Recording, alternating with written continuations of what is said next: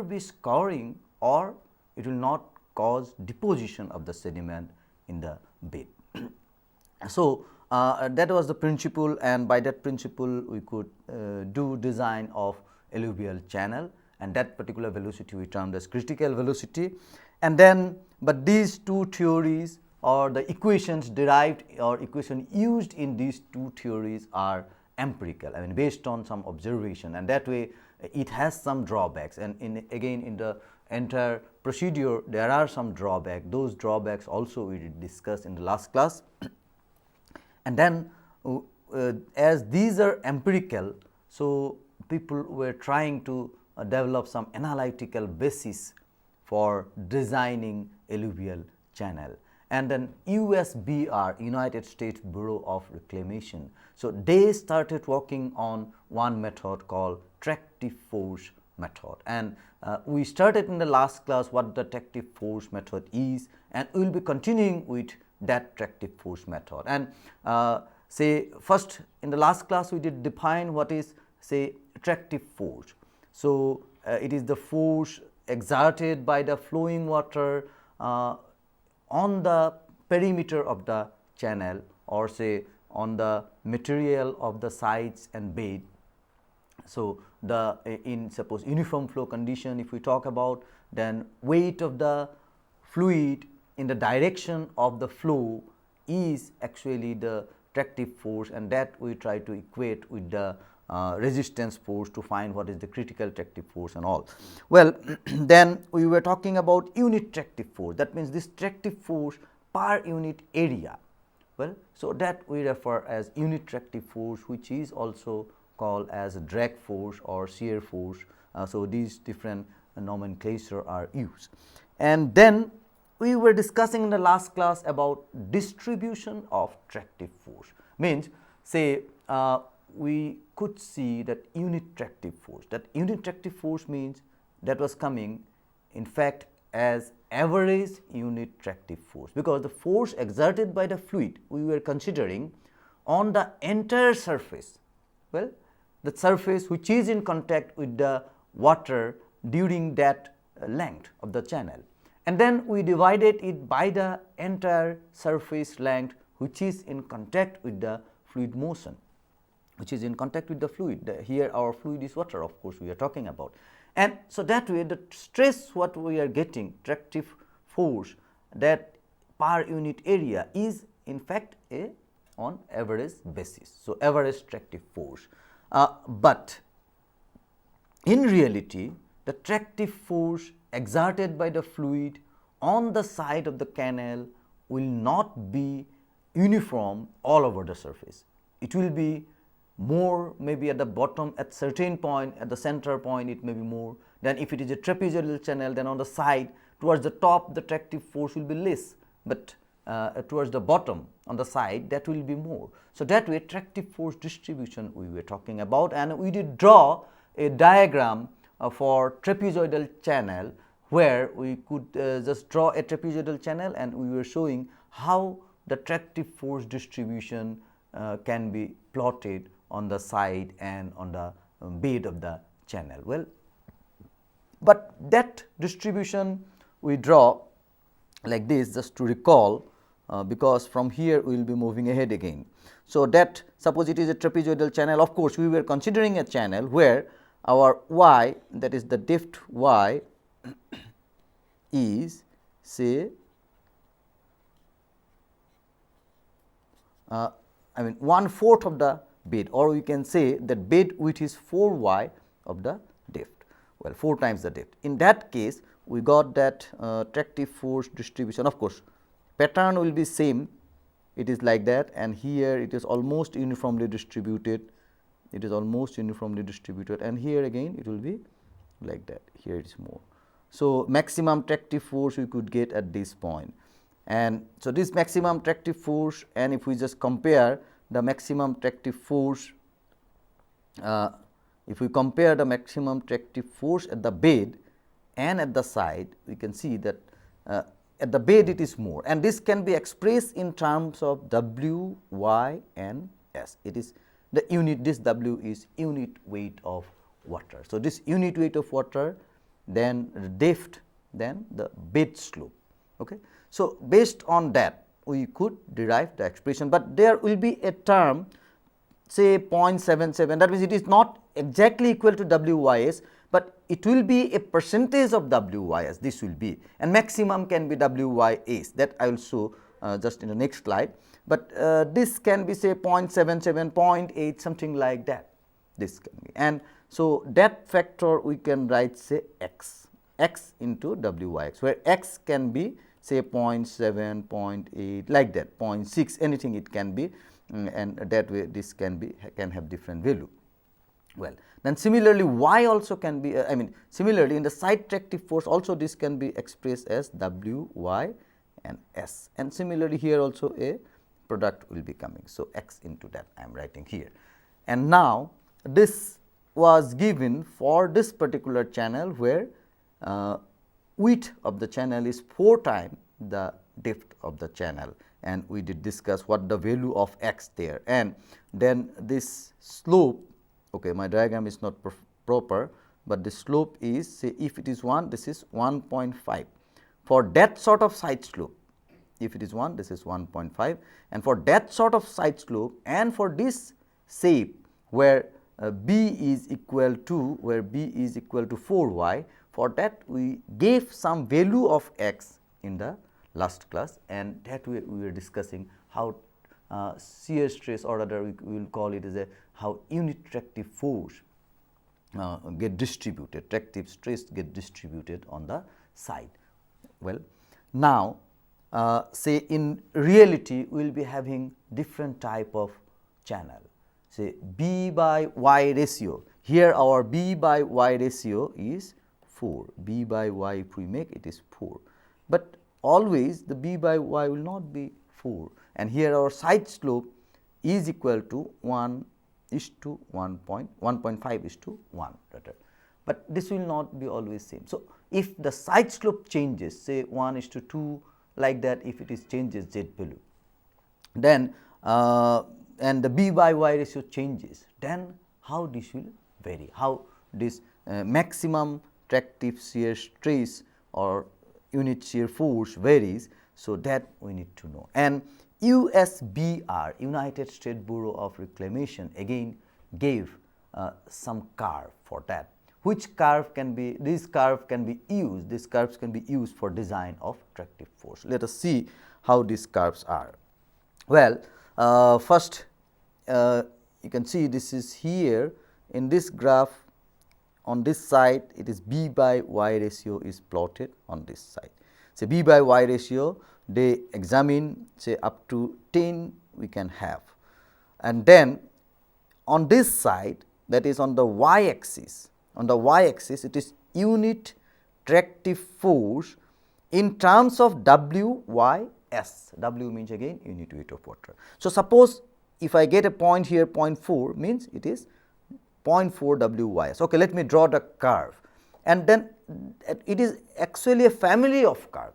There is not a single curve, it is family of curve which were drawn for different side slope. Well, and for even for rectangular channel, and for rectangular channel if I draw for the side, and this unit tractive force is for side tractive force we are talking about, that is in a channel it is at the side. So, for rectangular channel it is like this, that is from 0 it is starting and it is going like this, and then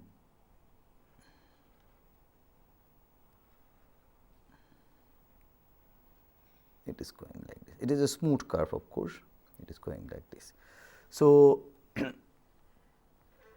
this sort of curve were obtained for rectangular channel.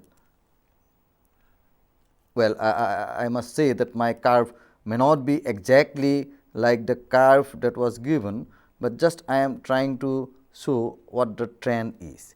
And so, this is for rectangular, and then for trapezoidal again say it will be starting from about little higher from 0.5, and then it is going like this, that it will be going like this. Okay. this curve is going like this. My space is less, paint tip is little larger, but still let me try. And then so this curve is for say z equal to 1.5, and then this is rectangular, this is rectangular. And of course, if we draw for a if we draw for a point say z equal to 1, it will be almost following the same line, but it will be starting from here, it will be starting from here. So, this we can say it is z equal to 1, and then if z increases to 2, if z increases to 2, the curve start little higher, and then it will be, but maximum limit is always remaining within 0.7 and 8. So, it is going like that. This is for z equal to 2. Well, so that way a family of curves was given, by USBR, and following that we can just try our design, and that is quite helpful. Say we initially, if we take that our b by y ratio is 3, then from that point, if we consider that b by y ratio is 3, then what will be, and if we consider that our it will be a rectangular channel, then we can see what is the side tractive stress, that is. Of course, after that we will need to check whether that channel will be sufficient for carrying the required discharge. Okay, that will be coming later. And then for again the unit bed tractive stress, unit bed tractive force, say this is we can plot that as given by USBR when it is bed. Then for rectangular, this will be starting from here, and this will be like this. This is going up to almost 1, it is going up to almost 1 like that, and if I extend it, it will be going up to 1. Then say for trapezoidal, it was interesting to observe, because it is bed, although it is trapezoidal, but say side slope, whether it is more or less, it does not influence that much, but still for the z equal to 2 and 1.5 we are drawing for bed. So, it starts from say very close to 3, but it follows almost that one, then from 5 onward it just leave this axis, and then it goes like that. And for higher value, of, in fact it will be passing more steeper like this, and for higher value of b by y ratio, it goes almost up to this point 1, almost up to 1. Okay. So, what we can see that for a b by y ratio of say 8, 9 or around that, this tractive force is becoming equal to WYS, that is which we could get for white rectangular channel, and just equating that our component of gravity force acting in the direction of flow, and that when we put as our tractive force tau, and then when we divide it by the contact area, then we get the tractive force per unit area, that symbol here itself we call as tau, and that value we got that it is equal to W, R and S, where R is the hydraulic radius, and for white rectangular channel we got it that R is approximately equal to Y, and that is why we can consider this as WYS. And as our B by Y ratio is increasing, means we are talking about a white rectangular channel, and B is larger as compared to Y. That is why B by Y ratio is quite larger, and as it is increasing, we are finding that it is becoming this fraction or the product factor is becoming almost equal to 1, and what we could derive theoretically is valid here. So, these are the curves that were provided by USBR.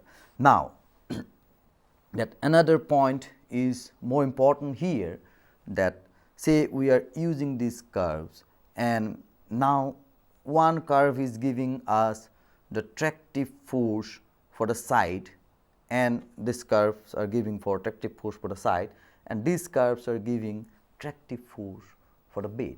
That is the tractive force exerted, we can say like this, tractive force exerted by the fluid on the channel. This is what we are talking about. And for design purpose, we should know again how much is the resistance of this tractive force. And then there is a question that can we have some relationship between tractive force at side and tractive force at bed? Can we have some relation between these two, so that when we will try to find a permissible tractive stress, then for some of our analysis we may get that okay, tractive force at bed is equal to this much, permissible tractive force. Permissible, to be more precise, we can say permissible unit tractive force at a bed is this much. Now, if we design it from that consideration, that may not be safe, because on the side it may not be safe. So, we need to know what is the permissible tractive shear stress, unit tractive shear force at the side. So, now that if we could derive by having a relationship between tractive force at bed and tractive force at side, then it would have been much better. So, and that can be derived very easily from our conceptual understanding of the geometry of the channel and just the equating the forces, we can do that. And let us see. So, to just see that, let us take a channel. Well, let us consider one channel. Say this is our channel and the water is flowing in this channel, and then when water will be flowing, let me just show that suppose this is the water level and it is flowing. Okay, I am not drawing it because something else I will have to draw, but well, for just to appreciate that, okay, say water level is there, you just imagine that we have water level at this level. We can draw a line to show, okay, just very small drops I am drawing. Okay, so this is what the water level, okay, I can draw it here, say here the water level, and then water is flowing. So, well, that will not create any problem. So, that way water is flowing with a particular depth. And then in this channel, here is our say side of the channel, we are digging it, and then this way after digging it, it is we are making the channel. Now, let us see that say side slope of this channel is suppose theta, it is suppose theta. Well, just to analyze, let us consider, say we have a small area, let us consider a small area, say A. Let us consider a small area A. And then when water is flowing in this direction, okay, then the tractive force exerted on this area, say area is A, and let the tractive force exerted on this area is say tau S. That is, tractive force means we are always we are meaning by unit tractive force means tractive stress. So, tractive stress exerted by the fluid on this particle is say tau S. Then if we say that this area is A, this small area, then the tractive force on this area will be, on this particular area will be tau S into A. This area will be tau S into A. Fine. Now, let us see whether this area or that area, if we talk about a very small portion, then it may ultimately come down to a sediment particle even. Now, whether this is getting subjected to some other forces also. Well, the weight of this particle is acting vertically downward. Weight of this particle will be acting vertically downward. If I draw the same area here, then it is convenient to show that it will be acting vertically downward. Say this is also area A, and this weight of this will be acting vertically downward.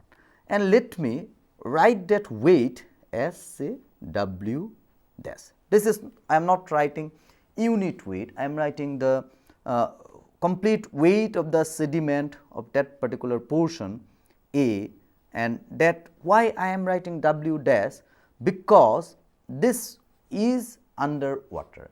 We are considering the force exerted, tractive force exerted means this is under water, it will be submerged by the water. So, weight of the particle will be basically submerged weight, and that is why we are writing this as W dash.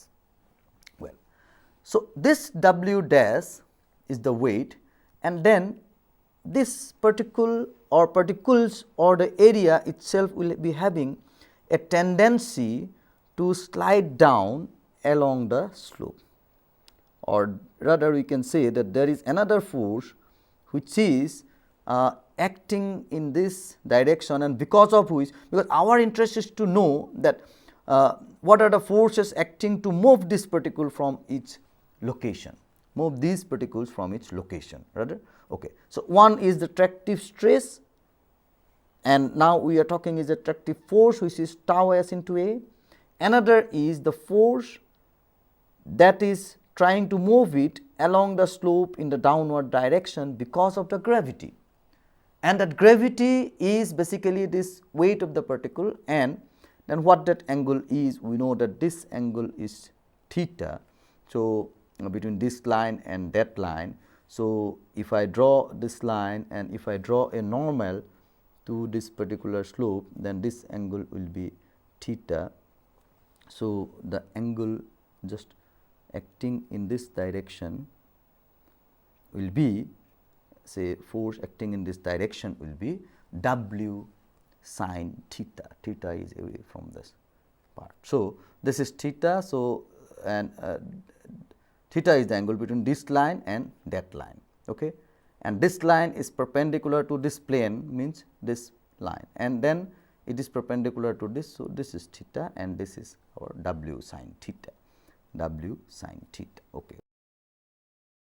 That particular force we can write W sin theta, and here I am writing this as W sin theta. These two forces are acting. W dash, well, we are writing W dash. So, what are the net forces that is acting on this particular area to disturb this sediment? Well, there are some other forces which will try to resist this motion, but now we are talking about, or we are looking into the forces which are trying to disturb this I mean particles. So, these two forces, that is W dash sin theta and this tau s A, are the forces that is trying to disturb the particle from its position. And then what is the resultant of that? We can draw the resultant of that just by completing this and then joining this. So, this is what the resultant, and that resultant if I write as F1, say, disturbing force. So, that how we can write, this will be d square, I mean tau s into a tau s square a square plus W dash square sin square theta, and then taking root of that we will be getting this force. So, we can write the force disturbing, or we can write the disturbing force, the disturbing force.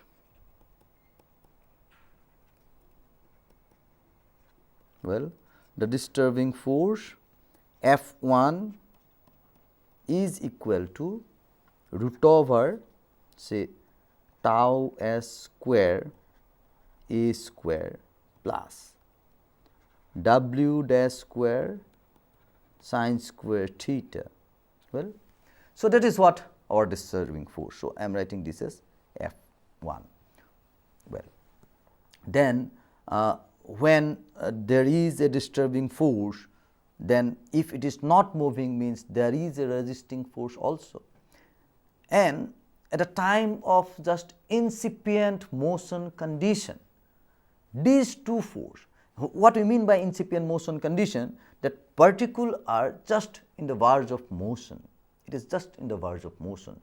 So, what is that? The disturbing force is just equal to the resisting force, and our interest is to find out permissible stress, means up to that point when our forces, when our particles are not moving, then we are fine, our channel design is fine. So, that way we are talking about that situation, and of course, our permissible force may be little less than this particular force, but when it is just in the verge of motion, then we can call that as a critical condition, and the permissible condition should not be the critical condition, it should be little less than that.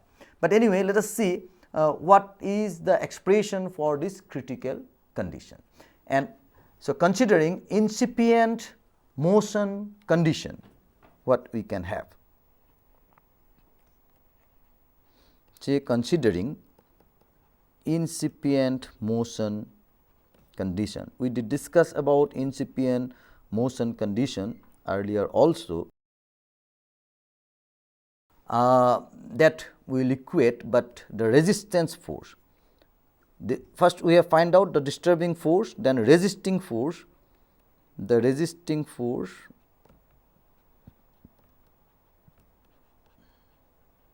because why we are writing this, that considering incipient motion condition.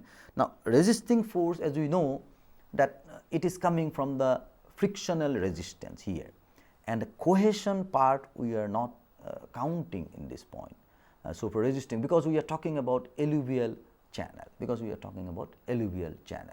and this resisting force will be proportional to, suppose your force exerted is increasing, proportionally the frictional resistance is increasing, and of course, beyond a particular limit it cannot increase, and that is the limiting condition. Well, so at incipient motion condition, this will be at its maximum, and what we can see that, suppose this is the bed, this is the not bed, this is the side, then this will be opposing this motion, and frictional motion opposing this particular force, that will be the normal weight or normal reaction. So, this will be having a normal force in this direction. Okay, let me draw on this face, because we are seeing it from the back side. Okay, that is fine, we can see it.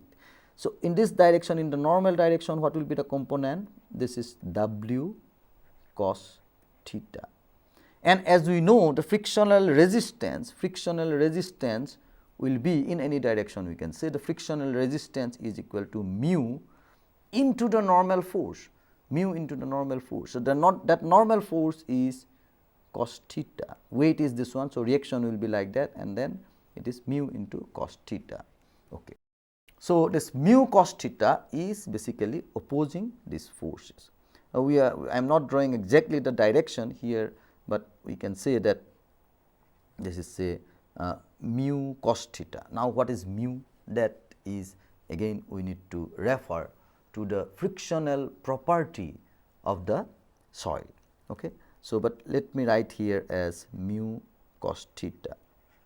Here itself I am showing on this face, it is easy to show, and here just I am drawing it, because that is, we cannot see the back side from this side, that is why I am drawing it here. Well, so this is equal to mu cos theta, resisting force say F2 if I write, this is equal to mu cos theta. Now, if angle of internal friction of the soil is say phi, then what the mu is, that we all know that mu is nothing but the tan phi. If the angle of internal friction is phi, then it is tan phi. So, we can write that, this is not cos theta, this is W cos theta. This I did a mistake in writing here, this is not cos theta, this is W dash cos theta. Again dash is always coming, W dash cos theta. This effective weight of the soil will be significant there. So, this will be, this I should write as mu W dash cos theta. Okay. This will be W dash cos theta. Well,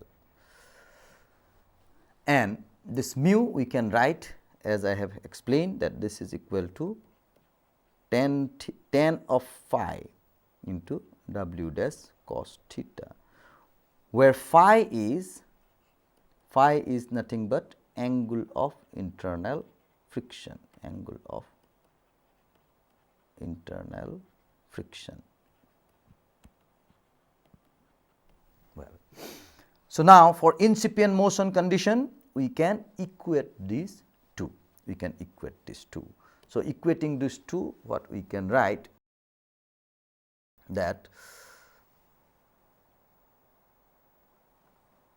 W dash cos theta and tan of phi. This is what the resisting force, and the other one is say tau s a plus W dash sin theta with a root sign. Then squaring these two, what we can write that W dash square cos square theta tan square phi is equal to tau s a. Just to our target is to separate this tau s, and then this is the tau s square s square. These were also square, because after taking square only we were taking the root. So it will be tau square a square W dash square sin square theta. Well, now this expression where we got is this one, tau square a square dash square W dash square sin square theta. We are writing the same expression here. Okay. Then from here what we can write, that tau s is equal to, that is the side tractive stress, we can write from this part as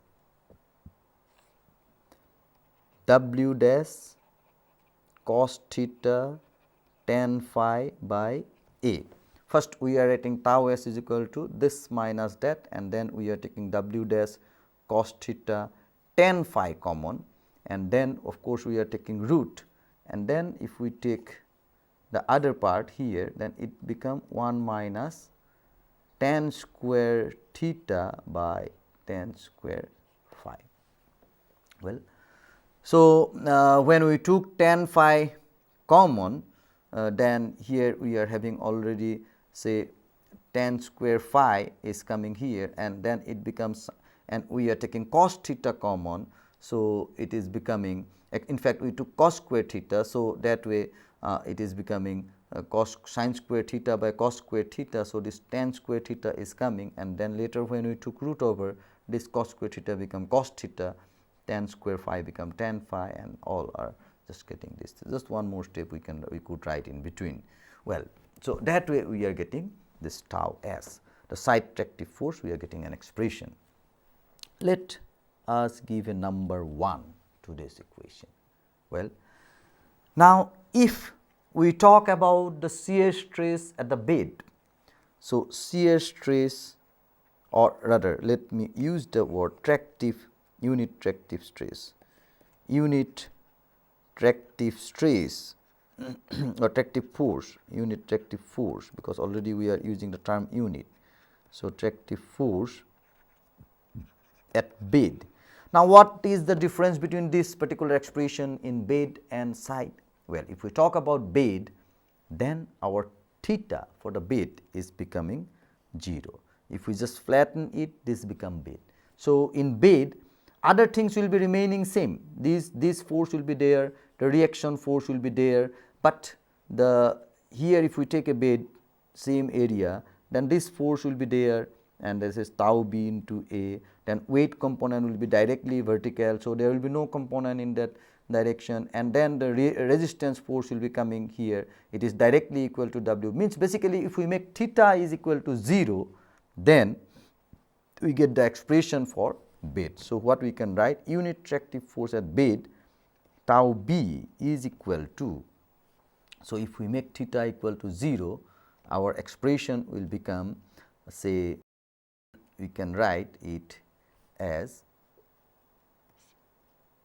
W dash by a. We can write W dash by a, and then on the W dash by a, and then it is tan of phi. Okay. This part means W dash by A cos theta is becoming 0, theta is becoming 0 means cos theta equal to 1, and then it become tan phi. And what about this part? When theta becoming 0, this part is becoming 0, and that is why it is 1 minus this means only root over 1. So, finally, this is becoming 1 and we get this expression. So, this is what the expression 2. Now, our target was to find an expression or to find a relation between the shear stress or unit tractive stress, tractive force at side and unit tractive force at bed. So, we can now do 1 by 2. So, that will give us say tau s by tau b. Tau s by tau b is equal to this, and that part will get cancelled and we will be getting only cos theta, that root over 1 minus tan square theta by tan square phi. Well, so this is what very important expression that we use for design purpose, and then as you can see that cos theta root over this can further be simplified, but of course we are leaving it in this level, that is tau s and this ratio. This ratio has a particular name, we call this as a k, we call this ratio as a k, and then what we can see that k is equal to say tau s by tau b, this is equal to cos theta root over 1 minus tan square theta by tan square phi, that is name we are giving as k. And then one point we should note here that theta will always be having some value, and of course for trapezoidal channel, and then this value will be always a fraction, I mean less than 1. So, tau s is always equal to some fraction multiplied by tau b. Well, what it means? So, this ratio we name as k, and so you can see that k is tau s by tau b and cos theta root over 1 plus tan square theta by phi. And more importantly, that when we see that cos theta, theta value will be always say a fraction. So, it is between 1 and 0. So, it will be a fraction, and I mean cos theta value will be a fraction. So, the highest being 1. Now, so if this is a fraction, then what we can derive from that tau s by tau b is always a fraction, because tan theta by tan square phi, this will be of course a positive term and less than 1. So, 1 minus something less than 1 and root over terms. So, this product will be okay, whatever it is, this thing, that this product will be a fraction, and that way we will be finding that this tau s is equal to some fraction multiplied by tau b, and that way we are getting the tractive force at side is less than the tractive force at bottom. Tractive force at side is less than the tractive force at bottom, and this is very important, which help us in proceeding for design. Well, now let us just see how we can have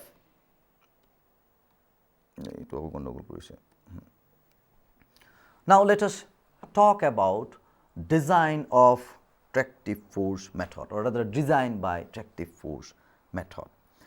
And till now we have discussed about tractive force, that is how we can have theoretically a relationship between the tractive force at the bed and tractive force at the side, and that way once we can have some idea about the permissible tractive force at the bed, then we can know what will be the permissible tractive force, unit tractive force at the side, permissible unit tractive force at the side. So, this is we have done and we can get it. Then how much is the tractive force exerted by the fluid on the side and bottom bed of the channel, that we can get from the curves given by USBR. Well, now let us see how these informations help us, this information help us in designing the channel by tractive force method. Well, and for design purpose we define few terms that are important. We call this as a critical tractive force. Well, so what is critical tractive force? The tractive force at which the particles are just in incipient motion condition, this is called critical tractive force. Well, then definitely we do not design in engineering any design for the critical condition. We do it for a situation that it is safer or better than the critical condition. We are not generally try to reach the critical condition. So, when we talk about permissible tractive stress or say permissible unit tractive force, then we define it in a way that permissible tractive force is kept less than the critical tractive stress. Well, and now for what type of soil, what will be the permissible critical stress? This is very critical. This is really critical. I mean, we have theoretically derived one relationship between the bed tractive stress and site tractive stress. That is fine. But what will be the critical tractive stress for the bed or for the site? What will be the limiting value? That is a very difficult task. And because, and why it is difficult? Because say we are talking about alluvial channel, but there also will be some finer fraction, and those finer fraction will be changing the value, and then it is of course generally expressed in terms of the diameter of the particle. It is generally expressed in terms of the diameter of the particle. Say if diameter of the particle is this much, then tractive stress required is this much. In fact, when we did discuss about the uniform flow in erodible channel, then we were studying those aspects also. We were discussing seal theory, and there we were discussing those aspects. But again, say particle size only does not matter. Sometimes the orientation of the particle, then what is the shape of individual particle, how is the frictional resistance, all those factors will be influencing. Well, compactness and other things are also coming into play. So, like that, I mean, this derivation of this tractive force is difficult, but still for our purpose that we need to design, so we'll have to follow some methods, and the experience has shown that, well, this approach if we follow, it gives us a say suitable channel which we can use for our purpose, and it is stable. So that way we go by those methods. In fact, USB are also conducted lot of experimentation, and they gave a very I mean with quite convincingly they could give the value of permissible tractive force for the bed based on the particle diameter, and that relation what they gave is the tau b, and of course they gave in pound per feet square, is equal to 0.4. its relation is very simple, 0.4 into diameter, and that diameter is in inch. And now say nowadays in India we are using say diameter in millimeter or say centimeter we will be talking about, and then we are not talking about pound per feet square, we may be talking about Newton per meter square, kilonewton per meter square. So that way if we use this equation, then this relation, then we need to convert the unit, and this is well known how you can convert from inch to centimeter. Just to give readily how we can have pound per feet square to kg per meter square, that we can convert as 4.882 kg per meter square, 1 pound feet square is equal to that we can have. And if we want to convert it to Newton, then we multiply it by 10 like that, kilonewton, 1000, so like that we can change these things again. Well, so that way we can have the value of say tractive force at bed of the particle, at the bed of the channel, by using the relationship given by USBR. Okay. This is directly giving us permissible tractive stress. Well, but again as we have just discussed, that we were discussing Seal's theory also, and then from Seal's theory we got a curve, and from that curve ultimately we could derive that tractive stress, or this we gave as critical tractive stress tau c we were writing by Seal's equation, and there with tau c if we keep in kilonewton per meter square and say diameter of the particle in meter, diameter of the particle in meter, say d diameter in meter, and tau c is in kilonewton per meter square, then we could see that Seal's equation gave us a relation like 0.06, then unit weight of water, the g is the specific gravity of the soil, and then -1 into diameter of the particle. That simplified equation we could get,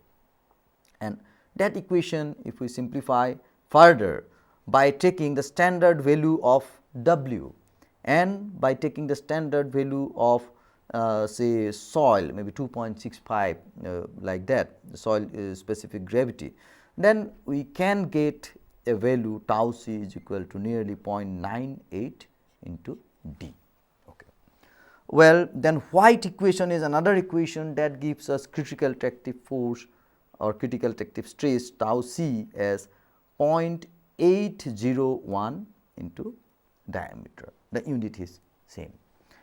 And then Lenz's equation is another equation which is generally applied when the flow is when it is a fully developed turbulent flow. In that case our tractive force is I mean at little lesser tractive force the particle starts moving for a fully developed turbulent flow, and then tau c is given as 0.78 into d. So, these values can also be used for determining the permissible tractive force or permissible unit tractive force or the permissible tractive stress at the bed. And what is that? That is, permissible tractive force can also be taken as 0.9 of tau c. Here we are getting tau c, and then by this method if we calculate the value and then we take the 0.9, that is 90% of that value, then that we can take as permissible tractive stress. And then if you just try this calculation, then from this calculation if we do, if we just try this calculation putting for standard values, then we find that we get almost a expression of 0.76 d. This will also ultimately lead us to a value, if we change this unit it will lead us to a value of say 0.76 d around, and then here it is tau c, and then we need to take 0.9 time of that. So, more or less we are at almost I mean near value that we are getting, and so we can see that to be on safer side for our design purpose we can take it tau c as say 0.76, tau b permissible tractive stress as 0.76 d or 0.75 d, around that we can take. Of course, if we have confidence, if we know the soil in a much better way and flow condition we are sure about that it will not be that turbulent, and then we can take our tractive force little higher value than our, if we take the tractive force little higher value, that is permissible tractive force little higher, our size of the channel will be lesser. So, I mean if we do not want to be that much conservative, then we can take little higher value, or otherwise we can go for lesser value. Well, that depends on experience and knowledge of the soil formation. Well, then what is design principle? What is design principle? So, design principle, let me just explain it step by step. You can refer to the slide. The design principle is that unit tractive force exerted should be less than the permissible unit tractive force. That we have already explained, we are repeating, but as a design principle the main steps we must say that this is the first principle. Well, then starting with this principle, then we could see that tractive force ratio we calculated one, that we name as K, tractive force ratio K is equal to say tau S by tau B, and this ratio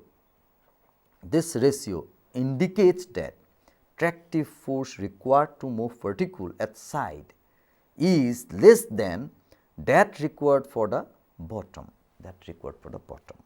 well, and therefore, for design purpose what is done, that the channel is designed based on the side tractive force. This is the standard procedure we follow for design is done based on the side tractive force, because in the side the force required is less. And of course, there is another point that we are getting that at the side the force required is less. So, this is more critical. If the side is safe, generally bottom will be safe. But another point we need to note that if we just go back to our this curve that we did discuss, we are discussing this curve, then if our B by Y ratio is high, then the force exerted the bed is higher, and for otherwise also normally these are steeper. In bed the tractive force exerted is also higher than the tractive force exerted in the side.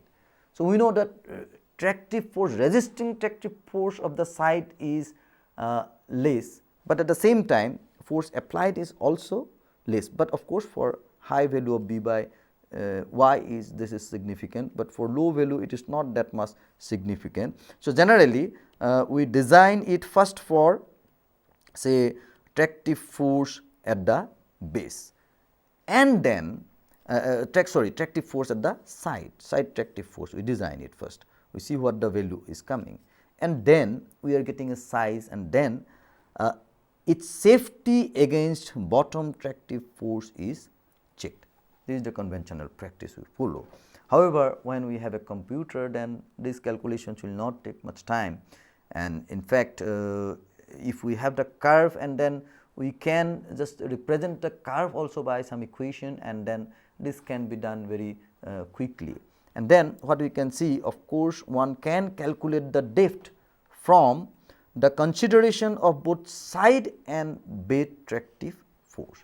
That means, depth we can calculate from both side consideration, we can get one depth, from bed consideration we can get one depth by using both the tractive force value. One is permissible, another is what is exerted. So, from both these value we can get one depth, and then of course, two depth we will be getting. Out of that, what is the smaller one, that we can consider for our design purpose. But conventionally we find that for the side what depth we will be getting, that is the smaller, because the side is more critical.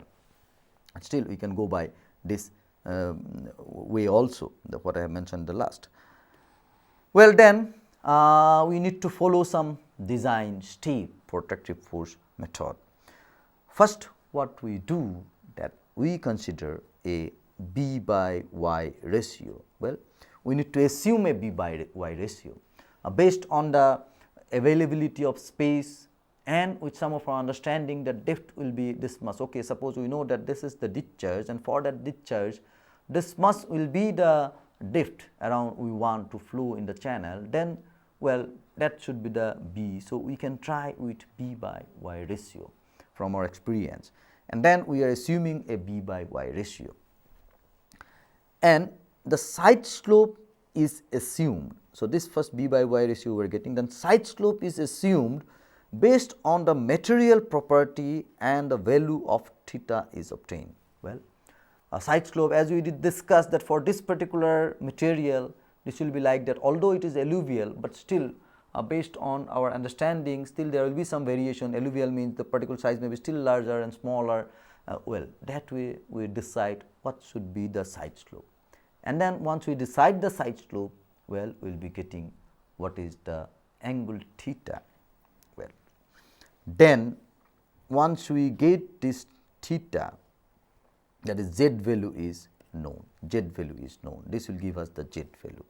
Then maximum unit tractive force tau s at the side can be obtained in terms of WYS from the USBR curve. We have just shown that particular curve from the side tractive force and bed tractive force. We have sets of curve for different Z value.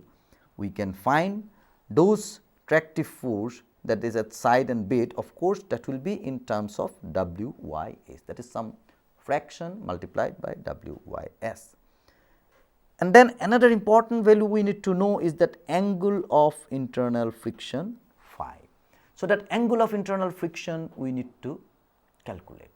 Rather, calculate means we can have our analysis in the laboratory, or there are some standard curve which provide the value of angle of internal friction. In fact, USBR gave some curves which give us the value of angle of internal friction based on the diameter of the particle. Well, those curves can be used, we can do experimentation in the lab, we can find the value of phi. So that way somehow we need to find the value of phi. Then we need to calculate the tractive force ratio K, which we know that there is an expression, we can find that. Well, the next step will be permissible tractive force tau B is computed. So tau C, we can use the expression of USBR, or we can use tau C for that Seal's equation or White equation, Lens equation. Then we can, I mean, from any of these we need to calculate finally the permissible tractive force at the bottom. So once we get the permissible tractive force at the bottom, we can get the permissible tractive force at the side by the equation that it is tau S is nothing but is equal to K into tau B. Well, then equating permissible tractive stress at the side and the tractive stress exerted, which we have obtained from the assumed B by Y ratio and value of depth B by Y ratio, so that we can equate, and from that we can get the value of Y, depth Y and B. Why? First we will be getting the value of Y, and then we know the B by Y ratio, so we can have the value of this P directly from that, and that we are getting tau S. How we are getting this tau S? That we can get tau S is equal to that fraction multiplied by WYS, and after that we are getting the depth and B value. So this is what is our required design, but of course this is not the final design. Then safety of this design we need to check against the tractive force at the bed. Okay. So then once we check the tractive force at the bed, suppose we have found it to be safe, then we need to check whether this size is enough to carry the required discharge. So carrying capacity of the channel is checked by computing the discharge by Manning's equation. Now our size of the channel with us, then slope is there, so we can calculate how much discharge it can carry if this is the depth Y. Then if it is just sufficient from our required discharge, then this is our final acceptable design. And if it is less than our required discharge, then we need to repeat the entire procedure by increasing the B by Y ratio. So we need to increase the B by Y ratio, and then we need to carry out the entire process to get a new dimension for our channel. So that way we get the channel dimension, we check, and if it is sufficient, when it is just sufficient, then we stop. Suppose in the first trial we have found that okay, it is sufficient, but it is much more than the sufficient, then we can reduce the B by Y ratio. Rather we should try with smaller B by Y ratio, so that we can just get from insufficient, then we are moving into just sufficient. So that is what we can do, and once a computer program is developed, then we can do it very easily. Well, then after designing the channel, we need to add a freeboard to the channel. What is meant by freeboard? Say our design depth is this one, then we need to keep some extra over this for our safety, that is called freeboard, So that extra depth we need to provide, and Indian standard and USBA also suggested, say Indian standard mean basically Central Board of Irrigation and Power has suggested some value that if the charge is less than 0.75 meter cube per second, the freeboard required is 0.45. Why I am giving this value? Because freeboard is not that negligible. Suppose sometimes you may get our depth of Y water is 0.5, but above that we need to add say 0.45, almost 100% freeboard. Okay. Then suppose for a depth of 0.75 to 1.5, not depth, for a depth of 0.75 to 1.5 meter cube per second discharge of this value, we can have freeboard of 0.6, and then for there is a large range now from 1.5 to 85 meter cube per second, that range is very large, and for that we need to add 0.75, and then if it is greater than 85, then we need to add almost 1 meter, is 0.9 meter.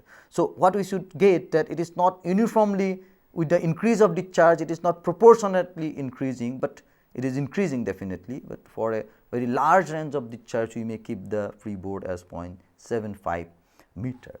So, that is how we add the freeboard, and finally, we get our required design for the channel. Well, here we are concluding our discussion on alluvial channels, and we are not taking up any numerical. Of course, we did not take any numericals, and I hope that we have tried to explain the steps very well, so that there will not be much problem in doing some of the numerical example, but this practice is essential, and I hope that we will be able to have better understanding of all this method, Kennedy's, Lacey's or Tractive force, by taking some hands on and by doing some practical example. Thank you very much.